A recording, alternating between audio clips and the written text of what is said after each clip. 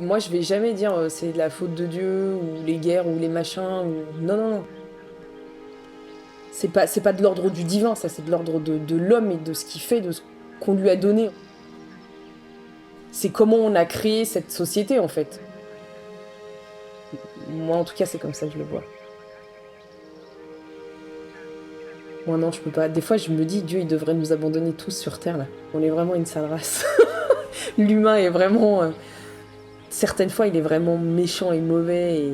Et je comprends pas que Dieu, des fois, il ait pas envie de se dire, allez, débrouillez-vous, vous êtes fatigants.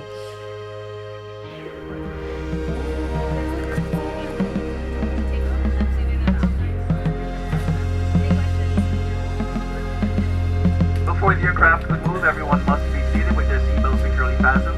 All of your tray tables and your carry-on items should also now lower. All of your tray tables and your carry-on items should all of your tray tables and your carry-on items should also now lower.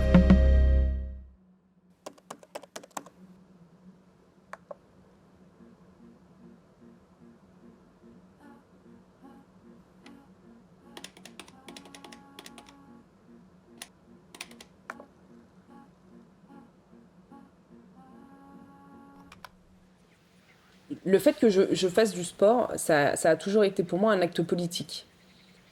Ne me dis pas que je ne peux pas faire certaines choses parce que d'apparence, je suis une femme. Dans votre vision, vous avez ce côté sacro-saint, le corps de la femme est fragile et ci et ça. Moi, je vais venir là où, en termes de virilité et de... Vous êtes au taquet et je vais vous montrer en fait que toute cette vision de la femme fragile, elle n'existe que parce que vous croyez en ça. Alors, j'ai commencé petite par la gym, après j'ai fait de l'athlétisme. Et ensuite, j'ai fait du grappling et du MMA, où je suis devenue championne du monde de grappling et combattante professionnelle de MMA. Alors, le grappling, c'est un sport de préhension. Donc, les saisies, les projections, je projette les personnes au sol, et les soumissions. Donc, j'étrangle, etc. Et le MMA, c'est un mix de boxe et de lutte. Donc, en fait, il y a les frappes, donc les percussions, les préhensions, les projections et les soumissions. Donc c'est tous les arts martiaux mélangés. À l'entraînement, oui. En compétition, non. Vous pouvez mettre la main. Alors que je prendrais un malin plaisir à les soumettre.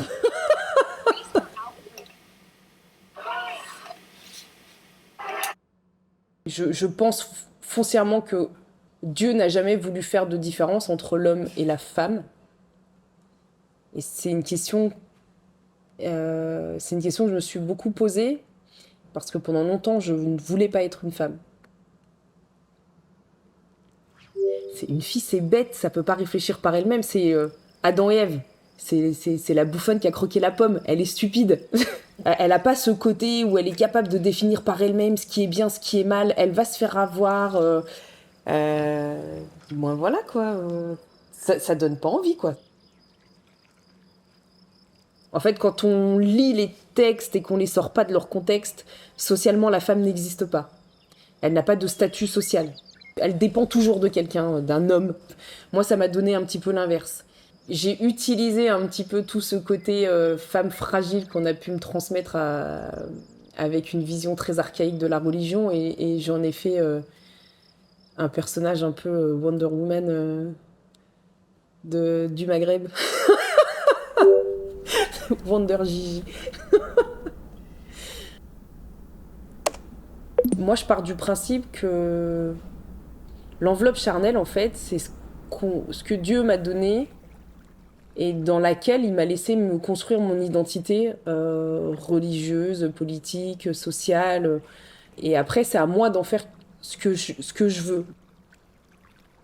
Donc du coup, moi, j'ai ce rapport-là au corps qui est différent et c'est encore plus exacerbé quand on fait du sport où ton corps est un outil, en fait. Le corps d'un sportif de haut niveau, c'est horrible ce que je vais vous dire, mais il se construit dans la douleur. Donc moi, je fais bien la différence entre mon corps, mon apparence physique et ce qu'il y a à l'intérieur.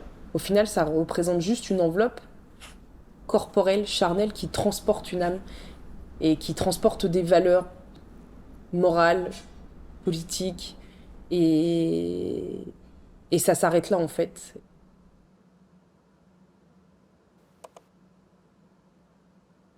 On partait en voiture. Et je me rappelle de ces moments où mon père mettait des cassettes du Coran et il fallait réciter les versets et à chaque fois qu'on le récitait sans se tromper, on avait le droit à 1 dinar. Et avec 1 dinar, on pouvait acheter une glace en Algérie, mais des super glaces, ce qu'on appelle la crème. Et du coup, ça nous permettait de nous faire un petit pactole d'argent de poche dans la voiture avant d'arriver en Algérie. Ça, c'était assez sympa. J'ai eu beaucoup d'interrogations, notamment quand j'étais petite. Et j'ai eu la chance d'avoir un père qui m'a dit « Écoute, si tu ne comprends pas, moi aussi, il y a des choses qui me dépassent. On va aller à la bibliothèque ensemble et on va chercher les réponses. » Du coup, ça m'a incité, moi, à lire aussi bien la Torah que la Bible. Tout ce qu'il faut retenir, c'est les valeurs fortes d'amour, de sincérité qu'on retrouve, quelle que soit la religion, en fait. Est-ce que tu vas être assez fort? C'est ça qui est compliqué en fait quand on a une religion qui a été transmise comme ça de manière dogmatique. À chaque fois que tu gravis une étape, il y a une nouvelle lumière. Qu'est-ce que t'en fais en fait? Est-ce que tu mets des œillères et des lunettes de soleil en te disant je veux pas regarder de ce côté-là? Est-ce que tu vas être assez fort pour te poser des questions et remettre en question et déconstruire tout ce qu'on t'a appris pour reconstruire quelque chose qui t'appartient à toi et sur un socle qui est plutôt sain? Je crois que c'est ça le vrai dilemme aujourd'hui.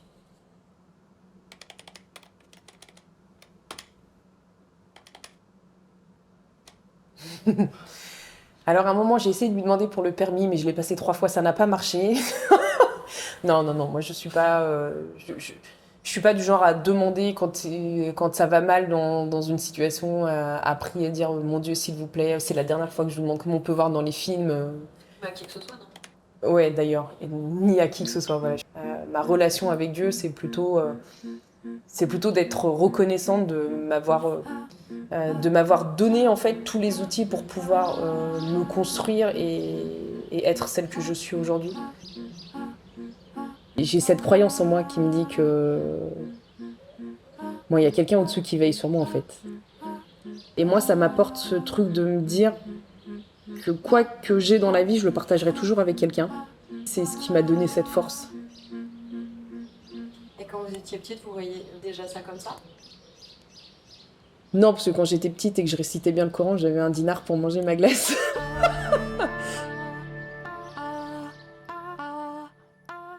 Aujourd'hui, je sais qu'on peut être une femme épanouie et être en paix avec sa religion. Et ça a été le plus dur pour moi. Être en paix avec ma religion par rapport à ma place de femme. Et aujourd'hui, je suis en paix avec tout ça. La religion, c'est dans le cœur. Et personne ne doit t'interdire de faire ou de ne pas faire quelque chose en prétextant que c'est la religion, c'est faux. Donc fonce Ginette.